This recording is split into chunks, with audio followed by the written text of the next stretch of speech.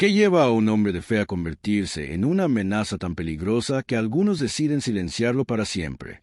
En mayo de 2008, en un pequeño pueblo de San Luis Potosí, México, ocurrió un crimen que cambió a una comunidad entera, pero que el tiempo intentó borrar de nuestra memoria. Hoy vamos a analizar en profundidad el caso del padre Moisés Lárraga, un sacerdote católico cuya muerte violenta sigue generando preguntas inquietantes más de 15 años después. Este no es un caso más de violencia en México. Es la historia de cómo la voz de un pastor se volvió tan incómoda que alguien decidió apagarla. Es un análisis sobre las tensiones entre fe y poder, entre justicia social e intereses establecidos, entre la palabra profética y el silencio impuesto. Lo que descubrirás en este análisis te confrontará con preguntas difíciles sobre el precio de la verdad y el costo de defender a los más vulnerables. Si quieres comprender todos los elementos de este caso complejo, te invito a que te quedes hasta el final, porque vamos a reconstruir paso a paso los eventos que llevaron a esta tragedia. Para entender qué sucedió realmente, necesitamos conocer quién fue Moisés Lárraga antes de convertirse en el sacerdote que todos recordarían. El 27 de mayo de 1954, en Tanlajas, San Luis Potosí, nació en una familia campesina profundamente humilde. Sus padres, Bartolo Lárraga y María del Socorro Medellín, trabajaban la tierra con sus propias manos. Según testimonios de familiares y vecinos recogidos por diversos medios, desde niño Moisés mostró características poco comunes. Mientras otros niños jugaban, él observaba el sufrimiento de las familias más pobres con una empatía que llamaba la atención. Su madre recordaba cómo compartía su propia comida con otros niños menos afortunados, un gesto que años después tomaría dimensiones proféticas. La Huasteca Potosina de los años 50 y 60 era una región marcada por la pobreza extrema y la marginación. En ese contexto, el joven Moisés encontró refugio en la pequeña capilla del pueblo. Los testimonios coinciden en que pasaba horas en oración, memorizando plegarias antes incluso de aprender a leer correctamente. Pero había otro elemento que lo distinguía: la música. A los 12 años aprendió a tocar la guitarra, y este instrumento se convertiría en compañera inseparable de su ministerio futuro. Los vecinos más antiguos recuerdan cómo las celebraciones religiosas se transformaron cuando Moisés comenzó a acompañarlas musicalmente. No era solo entretenimiento. Según analistas, era una forma de conectar la fe con la experiencia cotidiana del pueblo. Durante su adolescencia, ese niño sensible comenzó a experimentar lo que él describía como un llamado interior cada vez más fuerte. Los testimonios de su familia indican que Moisés pasó meses luchando con la decisión de ingresar al seminario. No fue una elección fácil para un joven de origen campesino con pocas oportunidades educativas formales. Cuando finalmente comunicó su decisión de estudiar para el sacerdocio, su madre expresó una preocupación que resultaría tristemente profética. Temía que su hijo hubiera elegido un camino peligroso. El seminario diocesano transformó completamente a Moisés Lárraga. Sus compañeros lo recuerdan como un estudiante que nunca se quejaba de las condiciones austeras, pero que tenía una característica que lo distinguía: no se contentaba con memorizar conceptos teológicos abstractos. Constantemente cuestionaba y relacionaba cada enseñanza con la realidad de pobreza que conocía. Existe un debate entre quienes lo conocieron sobre si Moisés era simplemente un idealista apasionado o si desde el seminario ya mostraba una visión más radical del cristianismo. Algunos profesores lo consideraban inquieto, otros admiraban su autenticidad. Pero todos coincidían en una cosa: no sería un sacerdote convencional. Su ordenación sacerdotal marcó el inicio de un ministerio que generaría tanto admiración como tensión. Fue asignado a comunidades rurales de San Luis Potosí, pueblos olvidados donde los servicios básicos eran prácticamente inexistentes. Los testimonios sobre su trabajo pastoral son consistentes. El padre Moisés no esperaba que la gente viniera a buscarlo. Caminaba kilómetros bajo el sol para visitar familias alejadas. Según feligreses entrevistados, llegaba polvoriento y cansado, pero siempre con disposición para escuchar. Sus homilías comenzaron a llamar la atención porque hablaba en un lenguaje que todos comprendían, comparando las enseñanzas de Cristo con la siembra de maíz, el trabajo del campo, la vida cotidiana de los campesinos. Pero había algo más en sus mensajes que empezó a generar incomodidad. Diversos testimonios coinciden en que el padre Moisés comenzó a relacionar directamente el Evangelio con la situación social de sus feligreses. Hablaba de salarios justos, denunciaba condiciones laborales inhumanas y citaba las bienaventuranzas para recordar la opción preferencial de Dios por los pobres. Según analistas de teología latinoamericana, este tipo de predicación se inscribe en lo que se conoce como teología de la liberación, una corriente que en las décadas de 1970 y 1980 generó intensos debates dentro de la Iglesia Católica. Algunos la consideraban una aplicación auténtica del Evangelio, otros la veían como una politización peligrosa de la fe. Las celebraciones eucarísticas del Padre Moisés se convirtieron en eventos que atraían multitudes. La música seguía siendo fundamental. Con su guitarra transformaba las misas en verdaderas celebraciones comunitarias donde la gente no solo oraba, sino que sentía esperanza renovada. Pero hay un aspecto crucial que varios testimonios destacan: su capacidad de escucha. El padre Moisés dedicaba horas antes y después de las misas para conversar con quien lo necesitara. No importaba si era un problema personal, una injusticia laboral o simplemente la necesidad de ser escuchado. Esta cercanía con la gente comenzó a generar efectos que algunos sectores encontraron problemáticos. Las comunidades que visitaba empezaron a experimentar cambios, familias que se reconciliaban, jóvenes que retomaban estudios, cooperativas de trabajo que se formaban, grupos de oración que funcionaban como redes de apoyo mutuo. Existe un debate sobre hasta qué punto estas transformaciones fueron resultado directo de su trabajo o simplemente coincidencias temporales. Lo que es indiscutible es que las comunidades comenzaron a organizarse más, a cuestionar más, a exigir más. Y aquí aparece la primera tensión fundamental. ¿Estaba el padre Moisés actuando dentro de los límites legítimos del ministerio sacerdotal o se estaba convirtiendo en un activista social que usaba el púlpito para fines políticos? Para sus feligreses, la respuesta era clara. Simplemente estaba siendo un verdadero pastor que defendía a su rebaño. Para otros sectores, especialmente aquellos cuyos intereses económicos o políticos se veían cuestionados, el padre Moisés estaba cruzando líneas peligrosas. Los testimonios indican que sus homilías se volvieron progresivamente más directas. Ya no solo hablaba en términos generales sobre justicia, comenzó a mencionar situaciones específicas, empresas concretas, funcionarios particulares. Según algunos analistas, este fue el punto de inflexión. Mientras sus mensajes permanecían abstractos, podían ser tolerados como retórica religiosa sin consecuencias reales. Pero cuando comenzó a señalar con nombre y apellido, la ecuación cambió completamente. Existe un momento específico que varios testimonios identifican como definitivo. Durante una misa dominical particularmente concurrida, el padre Moisés pronunció palabras que resonarían como sentencia. No podemos seguir callando mientras nuestros hermanos mueren de hambre trabajando para enriquecer a unos pocos. No podemos cerrar los ojos ante la corrupción que roba el pan de los niños.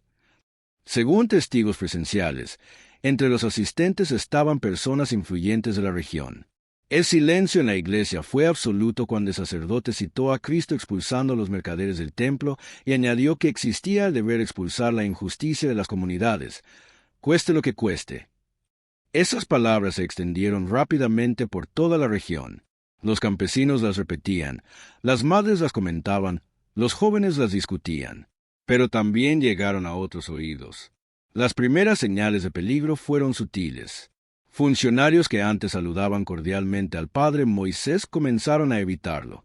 Permisos para actividades parroquiales que antes se otorgaban sin problema empezaron a complicarse misteriosamente.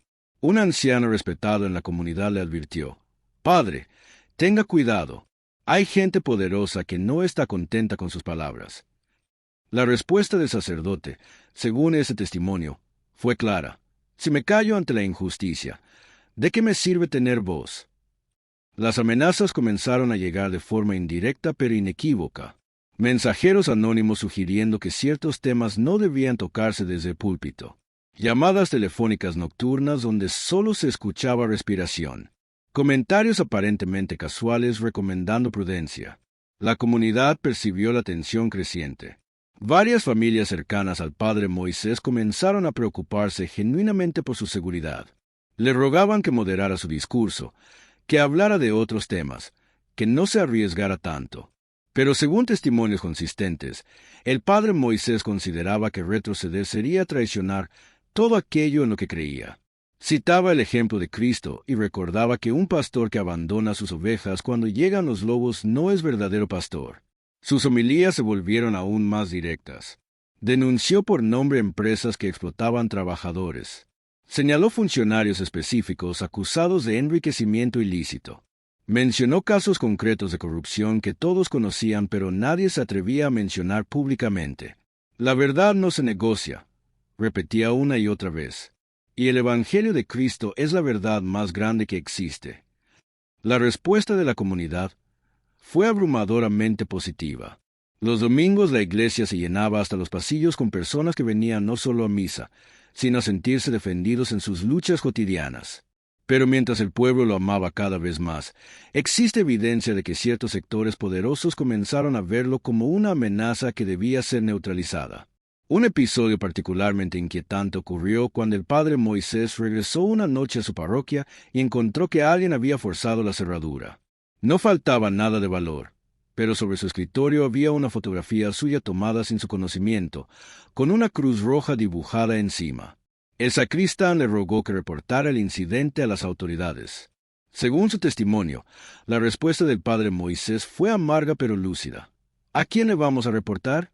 A los mismos que probablemente están detrás de esto. Las últimas semanas antes de su muerte, según múltiples testimonios, las homilías del padre Moisés adquirieron un tono profético, casi testamentario. Hablaba de la importancia de mantener viva la fe aunque llegaran tiempos difíciles. Insistía en que la lucha por la justicia debía continuar aunque faltaran los líderes. Si algo me pasara, les decía a los líderes comunitarios en reuniones privadas, prometan que no van a dejar que el miedo los venza. Existe una carta que el padre Moisés escribió y entregó a su hermana días antes de su muerte. En ella, con una lucidez terrible, expresaba sus presentimientos. Si estás leyendo esto, es porque algo grave me ha sucedido. No llores por mí, porque habré muerto haciendo lo que Dios me pidió. Los últimos domingos, la iglesia se llenaba como nunca. Era como si la comunidad presintiera que algo terrible se acercaba y quisieran aprovechar cada momento para escuchar a su pastor.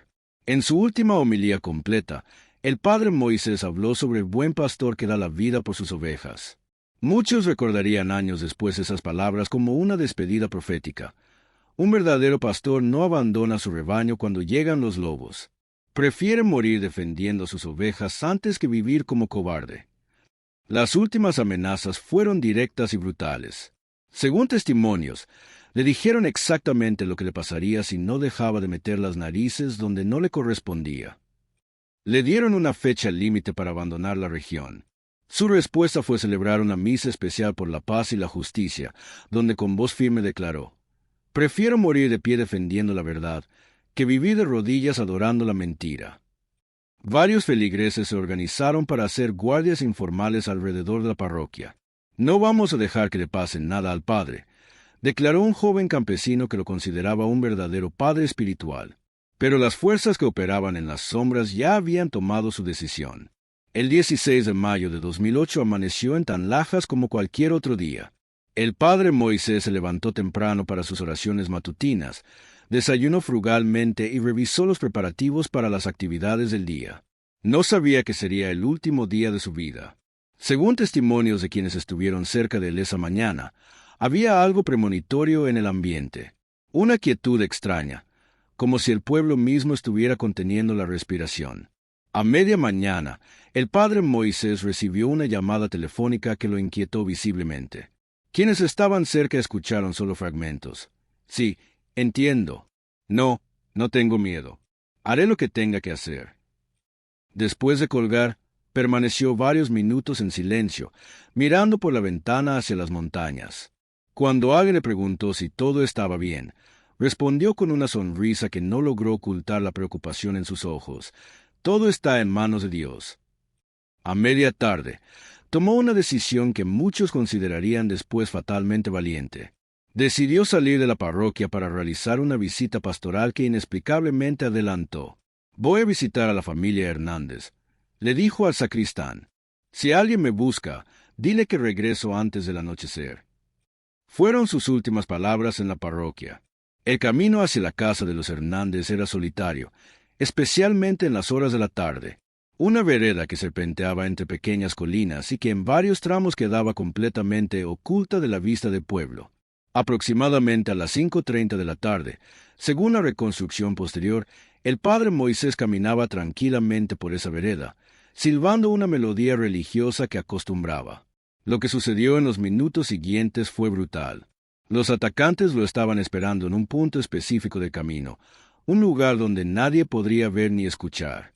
El padre Moisés fue agredido con una violencia extrema que habla no solo de la intención de matarlo, sino de hacerlo sufrir. Según el informe forense posterior, recibió múltiples golpes contundentes que le causaron traumatismos graves. Durante esos momentos terribles, algunos testigos que estaban lejos pero que escucharon gritos, aseguran que se alcanzaron a escuchar oraciones. El padre Moisés, incluso en medio del dolor más extremo, seguía hablando con Dios. Su cuerpo fue encontrado horas después por un campesino que regresaba de trabajar. La imagen lo traumatizó de por vida. El cuerpo del sacerdote más querido de la región, brutalmente agredido, con señales evidentes de haber luchado por mantenerse con vida. Pero había algo que impactó profundamente a quienes vieron el cuerpo. A pesar de la violencia extrema que había sufrido, sus facciones reflejaban una paz inexplicable. La noticia se extendió por Tanlajas en minutos. Cientos de personas se agolparon en el lugar. Los gritos de dolor, los llantos desgarradores y las oraciones desesperadas se mezclaron en una sinfonía de dolor que marcó para siempre la memoria colectiva del pueblo. «Mataron a nuestro santo», gritaba entre lágrimas una anciana que lo había visto crecer. «Mataron al único que nos defendía». La indignación popular fue inmediata y masiva. Miles de personas comenzaron a llegar de comunidades vecinas, convirtiendo el lugar del asesinato en un sitio de peregrinación espontánea. Flores, velas, fotografías y mensajes cubrieron el área, pero junto con el dolor también llegó el miedo. Todos entendieron el mensaje que se había enviado. Esta era la consecuencia de desafiar a los poderosos, de defender a los pobres, de hablar verdades incómodas. Sin embargo, algo inesperado comenzó a suceder. En lugar de aceptar el silencio que los asesinos esperaban imponer, la voz colectiva del pueblo se alzó con más fuerza que nunca. Si pensaron que matándolo nos iban a callar, se equivocaron, declaró uno de los líderes campesinos. El padre Moisés ahora es más poderoso muerto que vivo, porque su ejemplo vivirá para siempre. El funeral se convirtió en el evento más multitudinario que Tanlajas había visto jamás. Desde la madrugada, miles de personas comenzaron a llegar de todos los rincones. No fue simplemente una ceremonia religiosa, fue una manifestación masiva de dolor, amor y protesta. Las calles se llenaron de una multitud que caminaba en silencio, cargando flores, velas y carteles que exigían justicia. «Tu voz no se callará, mártir de los pobres», decían los mensajes escritos con el dolor de un pueblo que había perdido a su defensor más valiente. El velorio duró 3 días completos. Una corriente interminable de personas desfiló frente al ataúd para dar el último adiós. Muchos no podían contener las lágrimas al ver el rostro sereno del sacerdote que, a pesar de la violencia sufrida, reflejaba una paz sobrenatural. Los testimonios que se escucharon durante esas jornadas fueron desgarradores e inspiradores. Personas de todas las edades contaban cómo el padre Moisés había cambiado sus vidas, cómo había sido más que un sacerdote, un padre, un hermano, un defensor incansable. Los cantos que acompañaron el velorio fueron particularmente conmovedores. La guitarra del padre Moisés presidía el altar, y muchos cantaron las composiciones que él había creado, ahora convertidas en himnos de dolor y esperanza. Durante la misa de cuerpo presente, el obispo que presidió la ceremonia declaró: «Hoy no estamos despidiendo a un muerto, sino celebrando el nacimiento de un mártir. La sangre del padre Moisés no se derramó en vano. Es semilla de nuevos cristianos». La procesión fúnebre hacia el cementerio se extendió por más de 3 kilómetros. Era una marea humana que avanzaba lentamente, cantando, orando y cargando el ataúd como si fuera una reliquia sagrada. En el camino, algo extraordinario sucedió. Los asistentes comenzaron a arrancar flores de los jardines para sembrar el camino por donde transitaba por última vez el cuerpo del padre Moisés. «Que su último camino sea un jardín», gritó alguien entre la multitud. En el cementerio, cuando el ataúd comenzó a descender, un silencio sepulcral se extendió. Solo se escuchaban sollozos contenidos. Pero entonces, espontáneamente, alguien comenzó a cantar. Miles de voces se unieron, transformando ese momento de dolor en una celebración de la vida eterna. Cuando la ceremonia oficial terminó, nadie se quería ir. La gente permaneció durante horas, contando anécdotas, cantando, orando y prometiéndose mutuamente que mantendrían vivo el legado del padre Moisés. Los meses siguientes fueron testigos de una transformación extraordinaria. Lo que los asesinos esperaban que fuera el fin de una voz molesta se convirtió en el nacimiento de un movimiento que trascendió todas las expectativas. Altares populares dedicados a su memoria comenzaron a aparecer espontáneamente. En casas humildes, en esquinas de calles, en campos de cultivo, la gente colocaba fotografías junto a velas y flores. Testimonios de sueños y visiones se multiplicaron por la región. Personas se decían que el padre Moisés se les aparecía para decirles que no lloraran, que siguiera luchando por la justicia. Pero el fenómeno más impactante fue el surgimiento de nuevos líderes inspirados en su ejemplo. Jóvenes que decidieron estudiar para servir a la comunidad. Algunos ingresaron al seminario, otros se dedicaron a la educación popular, muchos se convirtieron en defensores de derechos humanos. Las celebraciones mensuales en su memoria se convirtieron en eventos que atraían a miles de personas. Cada día 16, Tanlaja se transformaba en un centro de peregrinación donde se mezclaba la oración, la música y la renovación del compromiso social. La música siguió siendo fundamental. Los cantos que él había compuesto se convirtieron en himnos populares. Jóvenes músicos comenzaron a componer nuevas canciones inspiradas en su vida. Corridos que narraban su historia, baladas que celebraban su valentía. Después de colgar, permaneció varios minutos en silencio, mirando por la ventana hacia las montañas. Cuando alguien le preguntó si todo estaba bien, respondió con una sonrisa que no logró ocultar la preocupación en sus ojos. Todo está en manos de Dios. A media tarde, tomó una decisión que muchos considerarían después fatalmente valiente. Decidió salir de la parroquia para realizar una visita pastoral que inexplicablemente adelantó. «Voy a visitar a la familia Hernández», le dijo al sacristán. «Si alguien me busca, dile que regreso antes del anochecer». Fueron sus últimas palabras en la parroquia. El camino hacia la casa de los Hernández era solitario, especialmente en las horas de la tarde. Una vereda que serpenteaba entre pequeñas colinas y que en varios tramos quedaba completamente oculta de la vista del pueblo. Aproximadamente a las 5:30 de la tarde, según la reconstrucción posterior, el padre Moisés caminaba tranquilamente por esa vereda, silbando una melodía religiosa que acostumbraba. Lo que sucedió en los minutos siguientes fue brutal. Los atacantes lo estaban esperando en un punto específico del camino, un lugar donde nadie podría ver ni escuchar. El padre Moisés fue agredido con una violencia extrema que habla no solo de la intención de matarlo, sino de hacerlo sufrir. Según el informe forense posterior, recibió múltiples golpes contundentes que le causaron traumatismos graves. Durante esos momentos terribles, algunos testigos que estaban lejos pero que escucharon gritos, aseguran que se alcanzaron a escuchar oraciones. El padre Moisés, incluso en medio del dolor más extremo, seguía hablando con Dios. Su cuerpo fue encontrado horas después por un campesino que regresaba de trabajar. La imagen lo traumatizó de por vida. El cuerpo del sacerdote más querido de la región, brutalmente agredido, con señales evidentes de haber luchado por mantenerse con vida. Pero había algo que impactó profundamente a quienes vieron el cuerpo. A pesar de la violencia extrema que había sufrido, sus facciones reflejaban una paz inexplicable. La noticia se extendió por Tanlajas en minutos. Cientos de personas se agolparon en el lugar. Los gritos de dolor, los llantos desgarradores y las oraciones desesperadas se mezclaron en una sinfonía de dolor que marcó para siempre la memoria colectiva del pueblo. «Mataron a nuestro santo», gritaba entre lágrimas una anciana que lo había visto crecer. «Mataron al único que nos defendía». La indignación popular fue inmediata y masiva. Miles de personas comenzaron a llegar de comunidades vecinas, convirtiendo el lugar del asesinato en un sitio de peregrinación espontánea. Flores, velas, fotografías y mensajes cubrieron el área, pero junto con el dolor también llegó el miedo. Todos entendieron el mensaje que se había enviado. Esta era la consecuencia de desafiar a los poderosos, de defender a los pobres, de hablar verdades incómodas. Sin embargo, algo inesperado comenzó a suceder.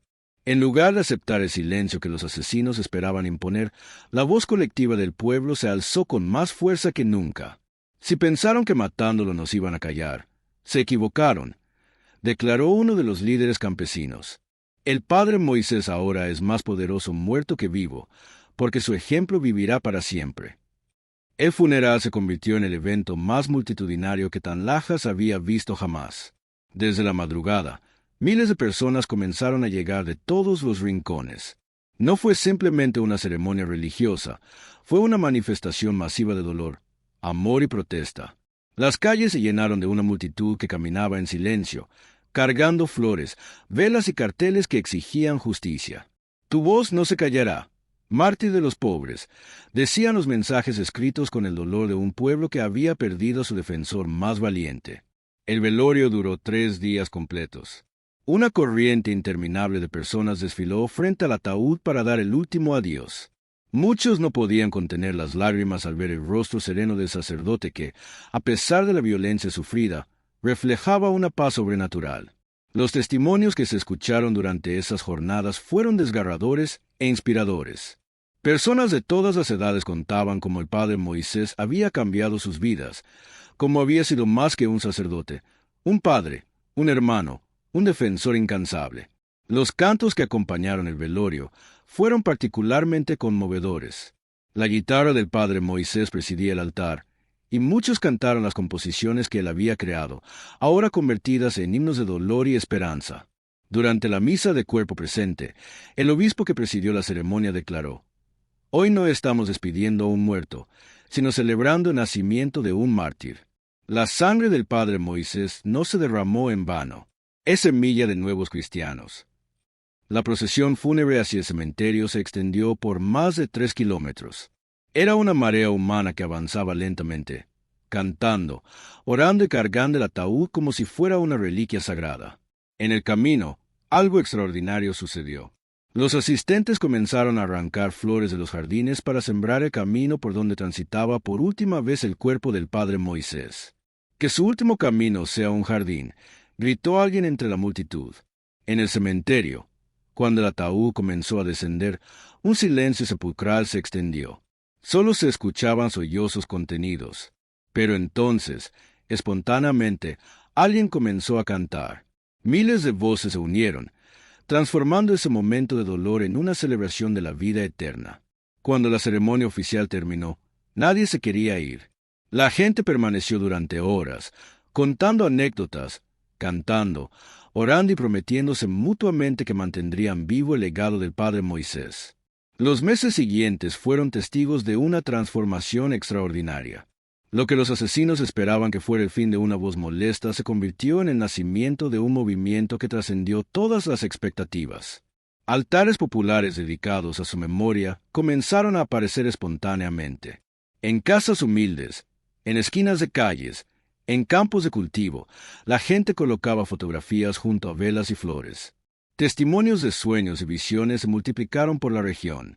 Personas se decían que el padre Moisés se les aparecía para decirles que no lloraran, que siguiera luchando por la justicia. Pero el fenómeno más impactante fue el surgimiento de nuevos líderes inspirados en su ejemplo. Jóvenes que decidieron estudiar para servir a la comunidad. Algunos ingresaron al seminario, otros se dedicaron a la educación popular, muchos se convirtieron en defensores de derechos humanos. Las celebraciones mensuales en su memoria se convirtieron en eventos que atraían a miles de personas. Cada día 16, Tanlajas se transformaba en un centro de peregrinación donde se mezclaba la oración, la música y la renovación del compromiso social. La música siguió siendo fundamental. Los cantos que él había compuesto se convirtieron en himnos populares. Jóvenes músicos comenzaron a componer nuevas canciones inspiradas en su vida. Corridos que narraban su historia, baladas que celebraban su valentía. El impacto social fue profundo y duradero. Las comunidades experimentaron cambios significativos, mejores salarios para trabajadores agrícolas, mayor organización campesina, proyectos educativos y de salud comunitaria. Su muerte despertó nuestra conciencia, reconocen muchos. Nos dimos cuenta de que tenemos derechos, de que podemos exigir ser tratados con dignidad. Pero quizás el legado más poderoso fue la transformación espiritual que provocó en miles de personas.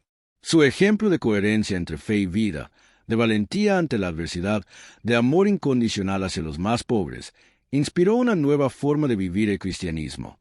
Él nos enseñó que la fe sin obras de justicia está muerta.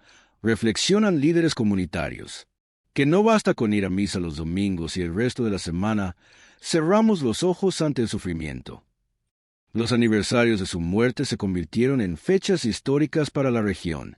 Cada 16 de mayo, miles de visitantes llegan para participar en celebraciones conmemorativas. Misas solemnes, procesiones, testimonios, actividades culturales y compromisos de justicia social marcan estas jornadas. Tal vez el testimonio más conmovedor sea el de los niños que nacieron después de su muerte y que crecieron escuchando su historia. Mis papás me contaron tanto del padre Moisés que siento que lo conocí.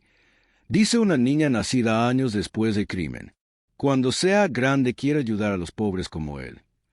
Esta transmisión generacional de su legado garantiza que el mensaje del padre Moisés Lárraga no se perderá en el tiempo.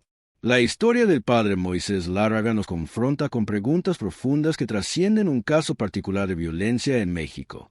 ¿Qué sucede cuando alguien decide poner su fe en acción de manera radical? ¿Cuál es el precio de la coherencia entre lo que se predica y lo que se vive? ¿Hasta dónde llega la responsabilidad de quien tiene una voz pública para denunciar injusticias? Existe un debate teológico y ético que su caso ejemplifica de manera dramática. Algunos argumentan que los sacerdotes deben limitarse a asuntos espirituales y no involucrarse en cuestiones sociales o políticas. Otros sostienen que la fe cristiana auténtica exige necesariamente el compromiso con la justicia y la defensa de los oprimidos. El padre Moisés claramente pertenecía al segundo grupo. Para él, predicar el Evangelio sin defender a los pobres era una traición a la esencia misma del mensaje de Cristo. ¿Tenía razón? ¿Fue su radicalidad una virtud heroica o una imprudencia que puso en riesgo no solo su vida, sino la estabilidad de las comunidades que servía?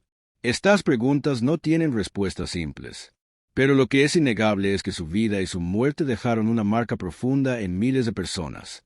Su historia también nos confronta con realidades incómodas sobre el poder, la violencia y la impunidad. Hasta el día de hoy, según diversos reportes, su caso permanece sin resolución judicial definitiva.